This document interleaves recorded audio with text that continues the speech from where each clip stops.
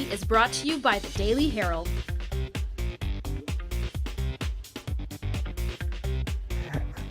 We're here at Waubonsie Valley with girls soccer head coach Julie Bergstrom. Thank you for joining me. Thank you. Now, this is your 18th season? Correct. At Waubonsie Valley. Yes. Why do you keep coming back?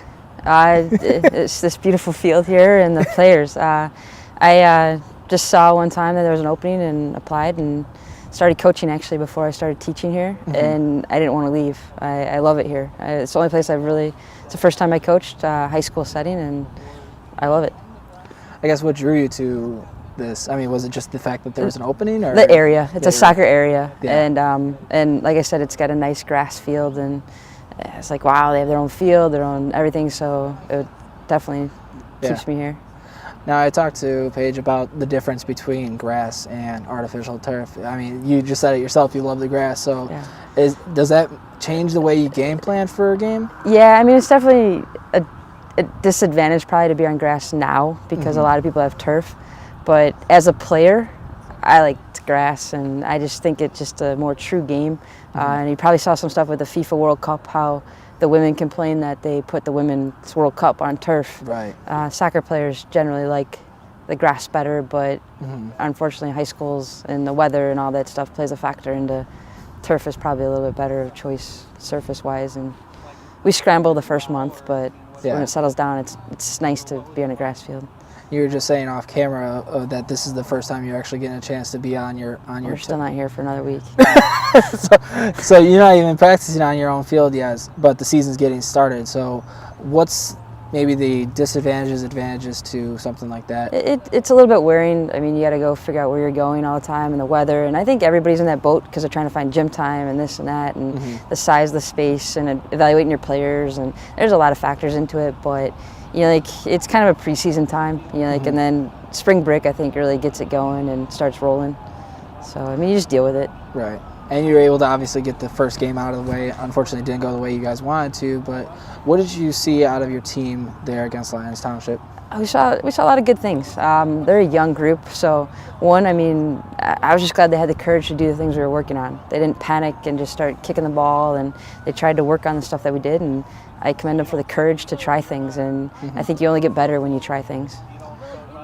Now, you're saying this is a young team because you're losing a lot of seniors from that team from last year, and especially Emma Rigby being the goaltender for so many years. So how are you going to have the next girl step in, and even just the rest of these younger? It's like any position. I mean, we lost more than Emma. Like there's a lot of places that are open, and the girls just keep stepping up. I mean, every year we lose players. I mean, we lose players.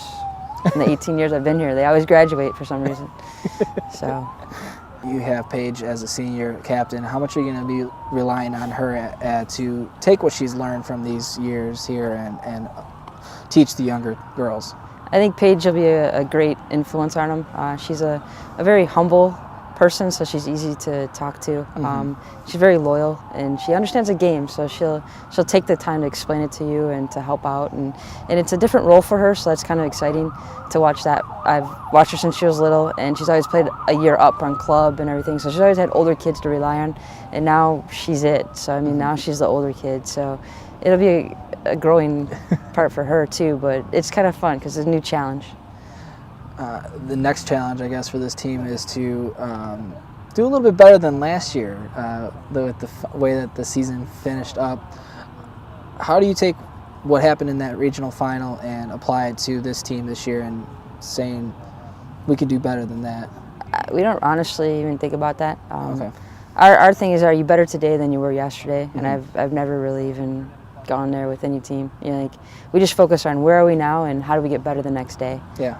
So now, when I talked to Paige, she was saying about the DVC, not much of a difference other than playing the Wheaton schools. So is there a difference to the conferences? You swap the St. Charles for the Wheatons. I mean, it's all the same around here. Yeah. There's just such a competition, no matter where you go. The competition is pretty hard right here, and we've played them all, so that part isn't really a difference. It's just different teams that you're playing. And their coaches and their style and stuff like that, and not knowing exactly what they're doing. For those that don't know the game of soccer as well, What do you say to those people that may want to come out and watch but not sure what they're watching, I guess? Just have fun, enjoy the game, and I don't know, a lot of times it's just a social setting, and I don't know, a lot of kids from school come out and support the girls soccer program, and I don't know, I mean, I think we play a little bit of a different style. We like to put it on the ground and play and move, and so sometimes the score doesn't necessarily represent how the game went, but at the same time, the high school environment's awesome because their friends are here. Their friends come out and say, hey, good game, this and that, and it's just exciting to play for your friends. With spring break and other off-season activities you organize for the team, how does that help build the team chemistry, I guess? I think it's become a culture. I think we're kind of known for our spring break trip. We do all kinds of things. This year we're going whitewater rafting, zorbing, indoor skydiving and stuff like that. So we do stuff, but I mean, it's really not the activities that bring them together. It's the kids' willingness to get to know everyone on the team. They know that you can't just hang out with your little group. You need to get to know everyone, and when we know everyone, it makes it that much better. And at the end of the day, we're just different ages that play on different club teams, and they're very similar, even though they seem different. But when they really realize it and start talking to each other, they're all similar. They all like soccer, and there's something that brought us together. Soccer's just a vehicle that brought us together, and we go through challenges while we're there, and you learn a lot about the person, and it's not on the field, it's off the field, and so they have a chance to not be in the pecking order of the field. It's more of kids that are quiet step up then because they're confident in their problem-solving abilities or something like that. So you see a lot of different personalities come out too, and different things, and can you draw that stuff to the field? Now, have you been able to keep in contact with some of the alums from this program? Absolutely, I love it. That's probably one of my favorite parts that I never really realized about coaching. Yeah. Is just how many of them come back. Actually, Morgan Kemmerling was at our game yesterday. She's home on spring break. Vanessa DiMauro just texted me, hey, we're trying to figure out a time for her to come back and talk to these guys, and it's really neat to see them come back and what they remember and harass you about, but it's always fun.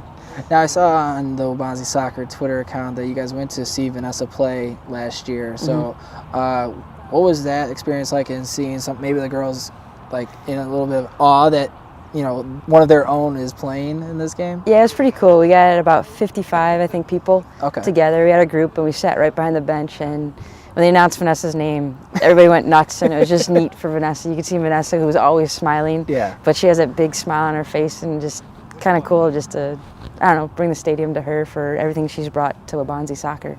And so, yeah, it's neat. You're also part of the 2007 undefeated team. They were just honored this past fall for their achievements. What do you remember about that program, about that team? That was probably, I mean, like I said, that was the first state championship here, and it was crazy, just the community and all that stuff. And that group was definitely a crazy group, but they wanted it. They had lost in a regional final the year before, and they were focused on that, and to go undefeated, and all the memories that we have from that group were, I don't know, it was really fun to just be back with them and just chat. And when we actually got together and it was just us, not the parents, just us in a circle, I don't know, it was just a special moment to be able to go back and just laugh about all the stuff that you're so mad at during your high school time, or all the great memories that were happening. And I'm assuming you keep up with them as well. Yeah, then. They're all over the place, but yeah. This, like you said, this soccer team is really close, and this program has just always had that bond. So if a tough loss comes out throughout the season, how do you guys just respond? Is there just move on to the next? And I mean, it happens. It's the game of soccer, and it's beyond the wins and losses. I don't think you focus on that. I think you focus on the relationships, and like being challenged to grow, like, and just the fun you have with your friends. I mean, at the end of the day, I think as adults we look at it as wins and losses, and as kids, why do we play? We play because our friends are there, and you want to work hard and be challenged. I mean, it's a different perspective from a kid, I think, and sometimes you just got to remember it's just a game. I guess that really relates to Paige, being the fact that she's been playing since first grade basically. So, and you've seen her grow up. I mean.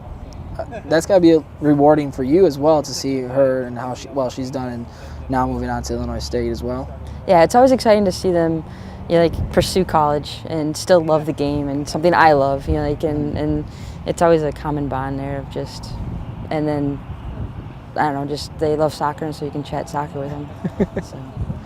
the season's just getting underway, but we want to wish you good luck the rest of the way, and we'll hopefully see you in the playoffs. Sounds good. Thank you. All right. All right.